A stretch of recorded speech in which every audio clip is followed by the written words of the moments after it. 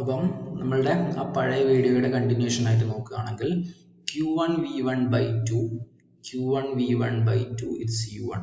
Therefore, we could write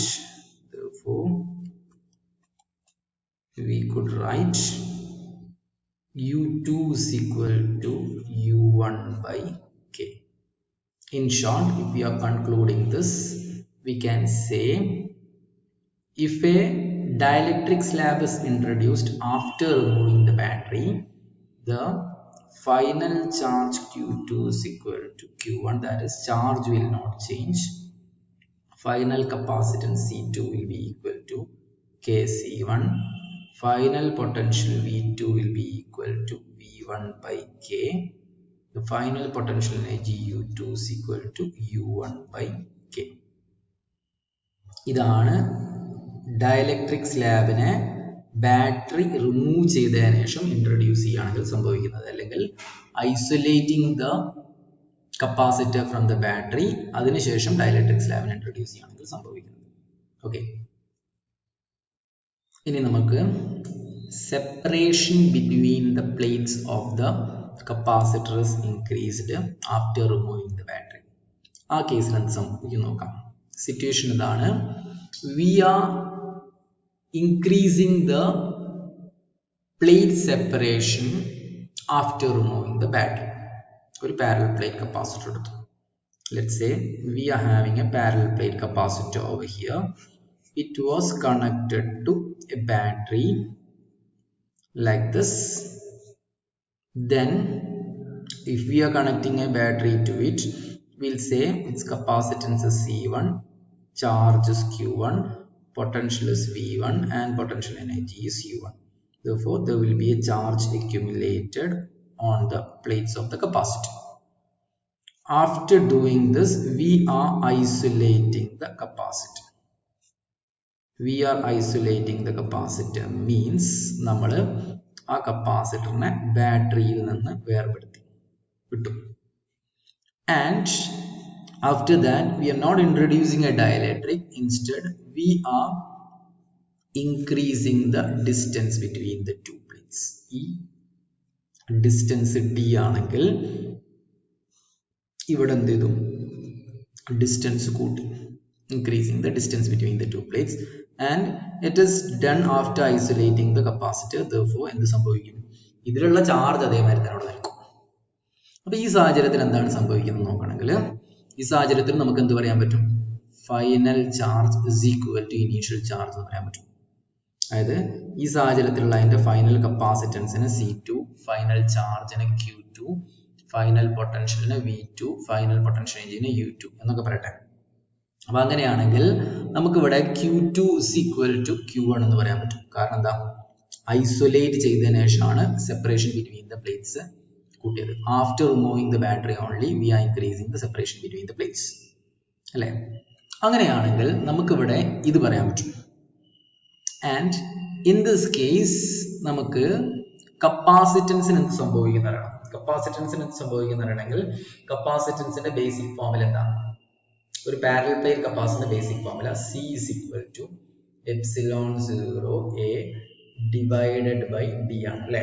ഒരു parallel plate കപ്പാസിറ്ററിന്റെ basic formula C is equal to epsilon 0A divided by D. അങ്ങനെയാണ് ഇതിൽ നിന്ന് നമുക്ക് മനസ്സിലാക്കാം C proportional to 1 by D ആണ്. The adjustment that we are doing is we are increasing D. D നെ കൂട്ടുകയാണ് ചെയ്യുന്നത്, വേറെ കാര്യങ്ങളൊന്നും മാറുന്നില്ലല്ലോ. C is inversely proportional to D. അതുകൊണ്ട് D ഇൻക്രീസ് ചെയ്യുകയാണെങ്കിൽ കപ്പാസിറ്റൻസ് എന്ത് ചെയ്യും? കുറയും. D കൂടിയാൽ കപ്പാസിറ്റൻസ് കുറയും. അതുകൊണ്ട് നമുക്ക് പറയാൻ പറ്റും C2 will be less than that of C1. Distance കൂട്ടിയിട്ടുണ്ടായ കപ്പാസിറ്റൻസ് കുറയും, അല്ലേ? അപ്പം ചാർജ് സെയിം ആണ്, കപ്പാസിറ്റൻസ് കുറയും എന്ന് മനസ്സിലായി. ഇനി നമുക്ക് പൊട്ടൻഷ്യലിന്റെ കാര്യം പറയുകയാണെങ്കിൽ പൊട്ടൻഷ്യലിന്റെ കാര്യം എന്താ? C is equal to Q by V ആണ്. അതുകൊണ്ട് V is equal to ആരാണ്? Q by C. ഇങ്ങനെ ബേസിക് എക്സ്പ്രഷൻ നമ്മൾ പഠിച്ചിട്ടുണ്ട്. V equal to Q by C ആണ്. അതിൽ ചാർജ് എന്താണ്? കോൺസ്റ്റന്റ് ആണ്. ചാർജ് കോൺസ്റ്റന്റ് ആണെങ്കിൽ നമുക്ക് പറയാൻ പറ്റും V proportional to 1 by C ആണ്. അപ്പൊ capacitance inversely proportional to potential ആണ്. കപ്പാസിറ്റൻസ് കുറയാണ് ചെയ്യുന്നത്, അല്ലേ? അപ്പം ഡിസ്റ്റൻസ് കൂട്ടുകയാണെങ്കിൽ കപ്പാസിറ്റൻസ് കുറയാണ് ചെയ്യുന്നത്. കപ്പാസിറ്റൻസ് കുറയാണ്, അപ്പോൾ പൊട്ടൻഷ്യൽ എന്ത് ചെയ്യും?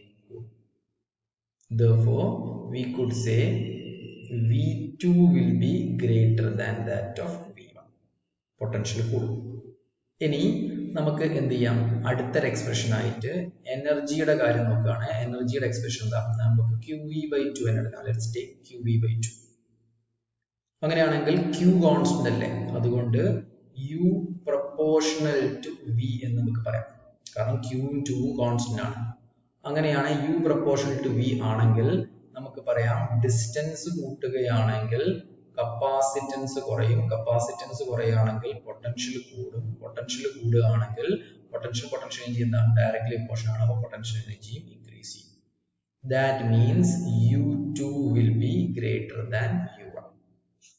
ഓക്കെ, ഇതാണ് നമ്മളുടെ എന്ത് ഒരു separation between the plates of the capacitor is increased after removing the battery ആണെങ്കിൽ അതിന്റെ കേസ് മനസ്സിലായില്ലേ? ഇനി നമുക്ക് separation between the plates of the capacitor is increased after removing the battery ക്ക് പകരം without removing the battery ആണെങ്കിലോ, അതായത് battery remove ചെയ്യാതെയാണ് നമ്മൾ എന്ത് ചെയ്യുന്നത്? നമ്മളുടെ ഈ ഒരു കാര്യങ്ങൾ ആഡ് ചെയ്യുന്നത്. അതായത് ഡിസ്റ്റൻസ് ബിറ്റ്വീൻ ദ പ്ലേറ്റ്സ് കൂട്ടുന്നത് ബാറ്ററി റിമൂവ് ചെയ്യാതെയാണെങ്കിൽ ആ കേസിലുള്ള കാര്യം ഞാൻ ഇവിടെ ഡിറൈവ് ചെയ്യുന്നില്ല. നിങ്ങൾക്ക് നോട്ടിൽ തന്നിട്ടുണ്ട്, പിന്നെ നിങ്ങൾക്ക് ഇത് വ്യക്തമായിട്ട് ചെയ്യാം. ഞാൻ ഒരു ഹിന്റ് വേണേ തരാം. വിത്തൗട്ട് റിമൂവിങ് ദ ബാറ്ററി ആണെങ്കിൽ ചാർജ് ആണോ പൊട്ടൻഷ്യൽ ആണോ കോൺസ്റ്റന്റ് ആയി നിൽക്കുക? വിത്തൗട്ട് റിമൂവിങ് ദ ബാറ്ററി ആണെങ്കിൽ അവിടെ പൊട്ടൻഷ്യൽ കോൺസ്റ്റന്റ് ആയി നിൽക്കും. കാരണം ബാറ്ററിയുടെ പൊട്ടൻഷ്യൽ തന്നെയായിരിക്കും ഇനീഷ്യൽ പൊട്ടൻഷ്യലും ഫൈനൽ പൊട്ടൻഷ്യലും. അതുകൊണ്ട് potential will be a constant. കപ്പാസിറ്റൻസോ, ഡിസ്റ്റൻസ് കൂട്ടിയാൽ കപ്പാസിറ്റൻസ് എന്ത് ചെയ്യും? കുറയും. പിന്നെ ബാക്കി അതിന്റെ കാര്യങ്ങൾ വെച്ചിട്ട് ചെയ്യാൻ പറ്റും. അപ്പം അത് നിങ്ങൾ സ്വന്തമായിട്ട് ചെയ്യേണ്ടി. അത് നിങ്ങൾക്ക് തന്ന നോട്ട്സിലും ഉണ്ട്. ആ നോട്ട്സിലുള്ള കാര്യങ്ങൾ മനസ്സിലായിട്ടില്ലെങ്കിൽ നിങ്ങൾ എന്ത് ചെയ്യാം? ഒരു പേഴ്സണൽ മെസ്സേജ് അയച്ചിട്ട് എന്നോട് പറയുകയാണെങ്കിൽ ഞാൻ അതിനെ എക്സ്പ്ലെയിൻ ചെയ്ത് തരാം. ഓക്കെ, അപ്പം ഈ സെഷനും നമുക്ക് മനസ്സിലായി. ഇത് കുറേ പ്രോബ്ലംസ് ചോദിക്കാൻ സാധ്യതയുള്ള ഒരു സെഷനാണ്. അപ്പം therefore you should learn that thoroughly and you should understand the concepts.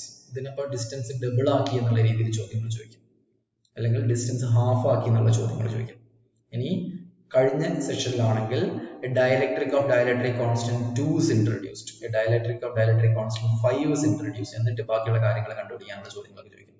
അപ്പം you can expect that type of questions in your exams. Okay, അപ്പോൾ ഇതിനെ വെച്ചൊന്ന് പ്രാക്ടീസ് ചെയ്യേണ്ടി. ഇതിന്റെ ക്വസ്റ്റ്യൻസും ഒന്ന് ക്വസ്റ്റ്യൻ പേപ്പറോ മറ്റേലൊക്കെ ആയിട്ട് നോക്കേണ്ടി. ഇതിനെ റിലേറ്റഡ് ആയിട്ട് കുറേ ക്വസ്റ്റ്യൻസ് കാണാനുണ്ട്.